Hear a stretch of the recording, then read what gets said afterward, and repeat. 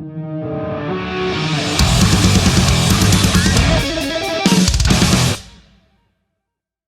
happening this time of morning? Getting ready to go to work. Yeah. Well, I had to actually just great way to start the interview off. But I was just here and I actually just run out of shit tickets. No. And I had to ring Ruckus. I was like, "Bruz, how far away?" And he said, "Oh, I'm just passing Chinny." I said, "Man, you need to stop in at the servo and grab us a box of shit tickets because I'm out." So yeah, morning's been about that, to be honest. But was it a successful mission? Did it? He came in with the biggest fucking box of shit tickets I've seen. 30 pack. Oh, yeah. mate, that'll last you a while. And that's good. It's good currency if the apocalypse comes back. You know what I mean? Like, there's a quality too. He's brought some. Are they the quilt-on ones? Yeah.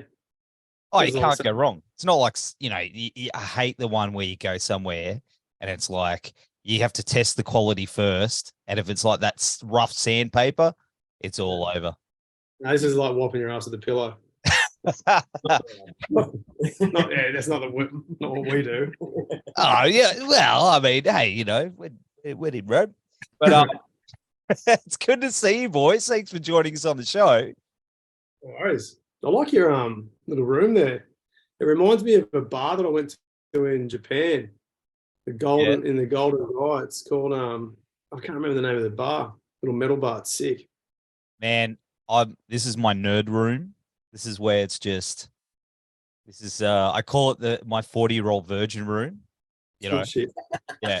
So, you know, I'm like the 40-year-old virgin that's got kids, but it grows back, right? Immaculate conception. yeah, but. Anyway. Anyway, you guys will be hitting the road with He Is Legend in May, and it's going to be incredible. I'm looking forward to it because, as you know, I'm a massive fan of this band, and the fact that you're hitting the road with them is going to be huge. How are you feeling about getting out there amongst it all with those boys? Because you're big fans as well. Yeah, it's bit of a dome blower, to be honest. It's funny how life goes. You know, it's probably one of those things like you kind of imagine in like a dreamy state years before, and then business becomes part of what you love, and you do a thing, and then suddenly it's a thing, and then you just, you know, having chats with people that you once thought you never would. So yeah. On that level, it's pretty crazy. I mean, I've had a few moments like that in my life over the years, and this is definitely a highlight one. Yeah, pretty crazy. Yeah, it's nuts. What about you? It's nuts. Like, just going on with what Lucas said, I remember being introduced to this band in 2011. I think Lucas and Rick introduced me to them, and it's one of those situations where your fantasy lineup of bands you want to tour with, they're right up there, and for this to come to fruition is ridiculous. It's going to be awesome. I mean, Dan, I remember when Dan and I found out, it was just one of those moments because Dan Maynard introduced me to them like way back in like 2005, something like that. He's like, "You need to hear this band." Yeah. And I was like, all right. And then we were just both obsessed for years. And then I remember when they briefly broke up. Remember that? Yeah. It was like, After It Hates You. Mate, it was like, I know. I was like, what are you doing? I know. I was like, I'll never see this band live. And you know what's funny about that band too is like you kind of just one of those bands that you want everyone to know about, because we're in the period where, you know, your Soundgardens and Alice in Chains just don't exist anymore. Yeah. Or they do, but not like that. They're kind of one of those bands that they're truly special. Like, unless you're a fan who's traveled the depths of their songs, people would hear them on the surface, you know, and I hope that anyone who's listened to this interview that hasn't really done that needs to do what I'm saying right now. Unless you've traversed all their terrain and gone through the depths of their songs and run them 10, 15, 20 times and seen that they just completely keep revealing themselves over a period of 1 year, 2 years. I've never actually, outside of Soundgarden, and I listen to all kinds of music, obviously, but as far as melodic, heavy rock sort of bands go, I always look at them as like my replacement for that band in a way, because they have the same kind of complexity levels, the same depth of songcraft, and they keep rewarding you. Like years later, you'll find a part that was just a bridge somewhere and it hits you like a chorus. And that's them to a T. And it's really unfortunate that they aren't. It's amazing and cool that they are, but it's also unfortunate that the whole world that listens to rock and roll isn't obsessed with that band. They You know what I mean? Yeah, they should be. But the thing is, they've got such a big cult following. I've run into dudes I'd never even expect, and I'll be wearing my Here's Legend shirt, and you get the nod. You go, No. and then we'll just become best friends. Like I even remember like Luke from Sunk Lodo. Yeah. The Sunk Boys dig him. Yeah. Yeah, he was like, holy shit. And I was like, it's kind of like this cool group, but there's so many people here that love them that are excited about him coming back. And the fact that you're going down the road with them, like I remember saying to Dan, I said, I have this funny feeling that if He Is Legend come back, it'll be Hammers who will be hitting the road for him. You can ask him about this. And he goes, yeah. And I was like, yeah, man. This is before it got announced, before any inkling. And then when it happened, I was like, I should have bought a lotto ticket. But I think you guys complement each other. My point is, I think you guys complement each other so much that it's going to be one of those special tours that you have to be there. Like people get your tickets. It's going to be incredible. Oh man, thank you. That's rad. We feel the same way. Yeah, absolutely. You should. And what songs do you guys want to hear them play? If like your dream sort of set list. Like I know what I want them to play, whether they will or not. I won't be a punisher, and I might be when I talk to them. But what songs would you be like? Come on, boys, you got to play. Like it's kind of, isn't it? Sort of, it's just all of the handful. Okay, so every single song from every album from the start to the end would be sick. But just that handful of gems that's on I Am Hollywood. Suck Out the Poison I could listen to from start to finish. Yeah. It Hates You. It's just, I don't know. It's like, how do you?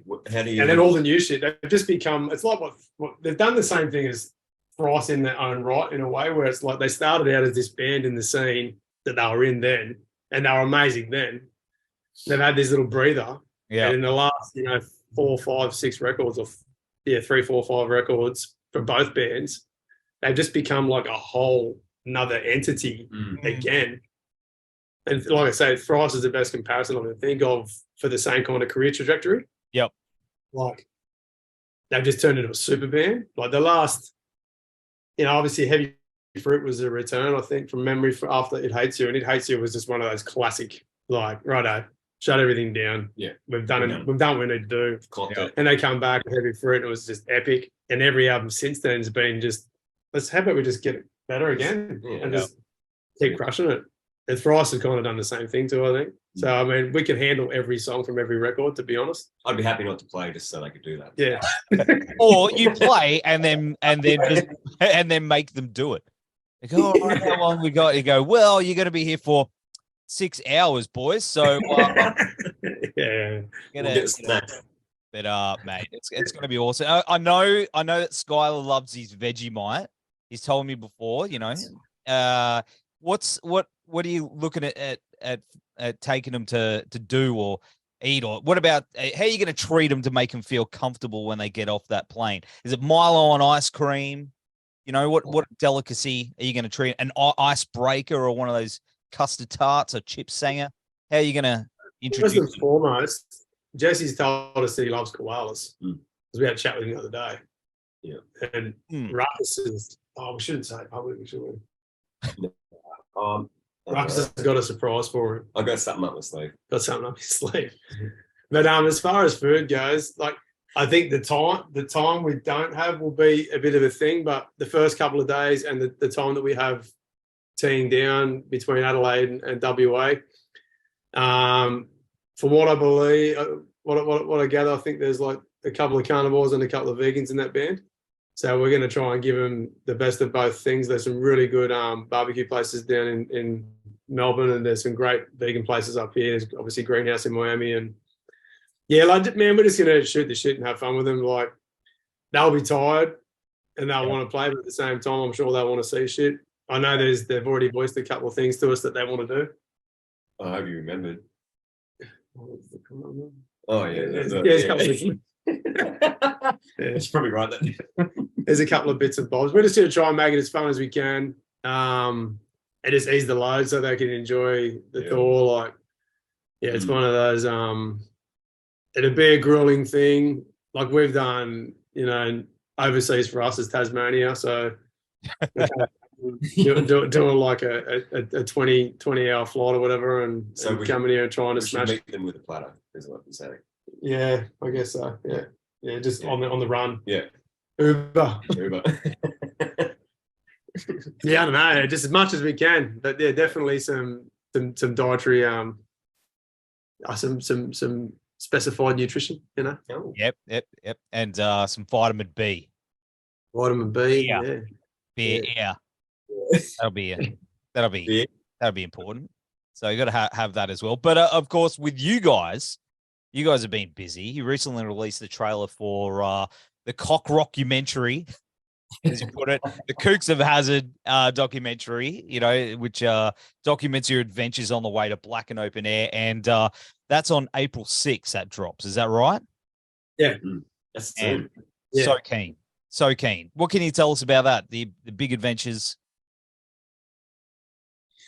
Oh man, I think because it's so special to us because it took so long to get there, like with the post all the pandemic stuff, and having the opportunity to see parts of Australia that you'd really want to go and see, but doing that with your best mates and getting to play music at the same time, like it's already a special place to go and witness and observe, but getting to do that and do something that you love while you're there, it's hard to really put into words what that is and how special that is. We're just so fortunate that we managed to film it, and catch our nonsense in the process. Yeah, and we got to share it with like the video is essentially just us pricking it out in the desert with a bunch of mates that we hadn't really bonded with that are our roster mates. Yeah. So because the Wizzies, or Mountain Wizard, Death Cult, and Astro Death, and Black Reno, and like the Piston Fist Boys from Brisbane, and us, we all just hung the whole time and got drunk and ate cookies. Just normal chocolate chip cookies. And just had heaps of fun, like, and that's all on film, and it's ridiculous. Like, I don't even know. Like, we just took Jaymes with us. The poor bloke got stuck in an RV with us for how many days? Too many. Yeah, okay. A week. 6 weeks. Yeah, 6 days, I think, something like that. 6, 7. And handled it like a champion, and just happened to come up with some of the funniest footage we've had yet.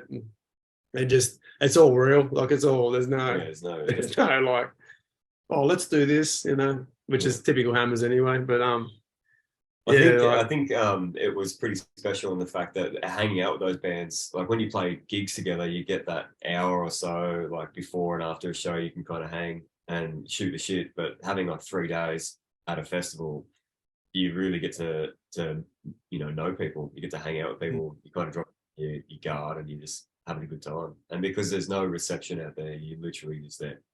No phones, there's no distractions. He's always so deep, hey? No, but I mean, yeah, whole time. I get it.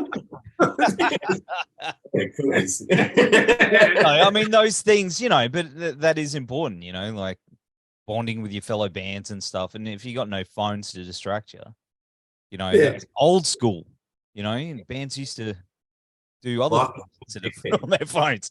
But I like the merch too. The merch is really good. Yeah, I was pretty proud of that, to be honest. It's funny the way that came about because we're trying to come up with like a title for the thing and like for the actual film. And Fish sent through into our chat. He just sent through, because he had a bunch of dumb suggestions, and I was getting the shits with it because my creative antenna wasn't working. And then Fish sent through just a screenshot of the Smokey and the Bandits thingo.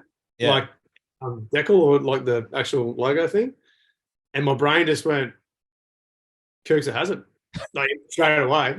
Had nothing to do with Smoking the Bandit, but obviously the same generation, and I was a Kooks of Hazard freak. I thought I was Luke. Like just that to this day, the '68 Charger is my favorite car of all time because of that car, and it actually makes me cry. The old General Lee. You would have destroyed.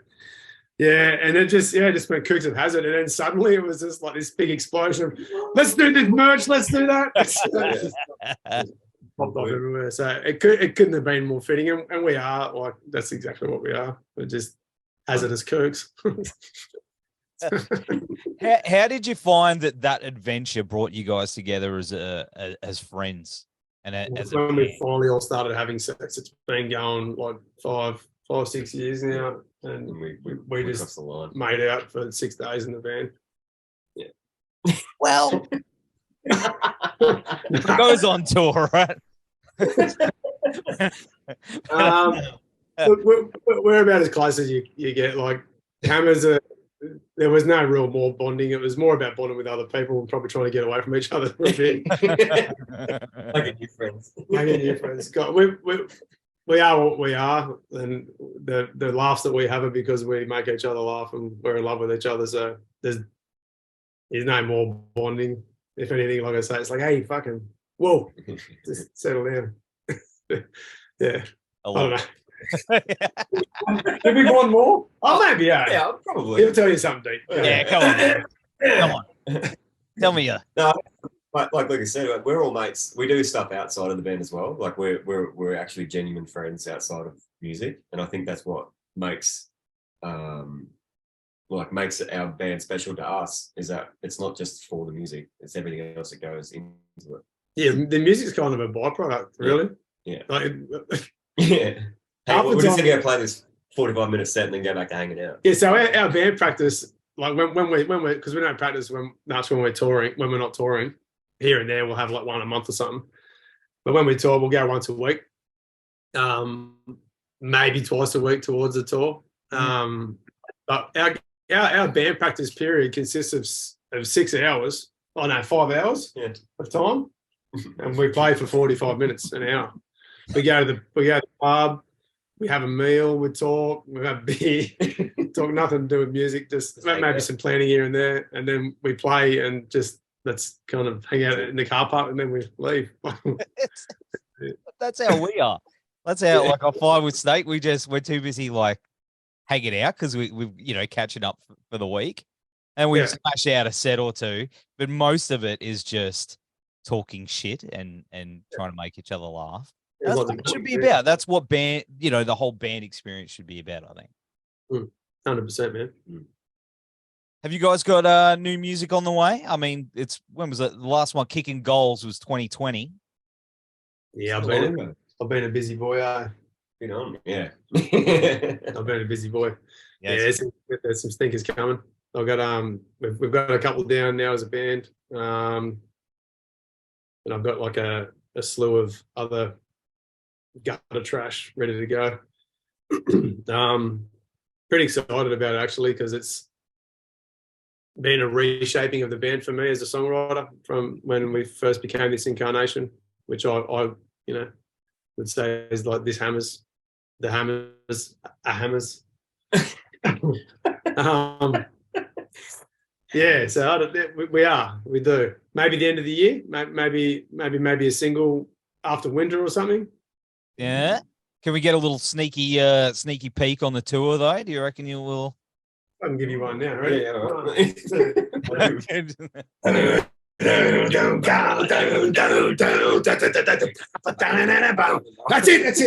That's it. Oh, okay, cool. Well, I've got it on. So I'm going to upload this to YouTube, and I'll say it's just going to nothing but new Hammers single. Yeah, perfect. What's it called? What's it called? Yeah. I can actually tell you what it's called. I can. It's called Ape Shit. Oh, cool. Done. Not how I was trying to work out how I could like Ape Shit. Good. I like that. Good. Okay. New single Ape Shit. There he is. Done. 2026. Well, of course, what else do you guys have coming up after the His Legend tour, apart from that new single? Have you guys got other plans, other projects? I don't know. We've kind of been treating that like the end of our life. I think. Can't really see past that yet. No, definitely. Just there is a couple of things that I've been looking at for the momentum to keep going with this year, but that doesn't mean that will happen for sure. But outside of that, it's just working on this record. We do have the best, or what we deem as our best video idea to date on the boil, which was supposed to happen last year, but we've decided to keep it for one of the new songs. It was going to be for one of the other songs from Kicking Goals, just because we had a prick of a time with COVID and touring that record. But now, because you can't turn the tap off with the writing stuff, it's like, nah, let's just do it for a new one. But yeah, we've got a film clip idea that will be a bit of a work in progress. Yeah. Towards the back end of the year for one of these new songs, and I'm heaps excited about it because it's fucking ridiculous. I'm excited about it. Can you tell me about it? Not on here, but I'll tell you. Oh, okay, all right. Okay. No, actually, I can't do it, man. I can't tell you. Oh no, I almost had someone yesterday. They're like talking about this new album that they're going to release. I went, what's it called? And they went, it's a, oh. I was like, yeah, sorry. I've just had to. Full G up. Almost got him. But anyway, boys, it's been awesome hanging out with you this morning. We're going to have all the links down here and on the website for the His Legend tour. Much love. Enjoy your week. And let's go get them. I'll see you soon. Cheers, Nev. Yeah. You. Thanks, Nev. Woo!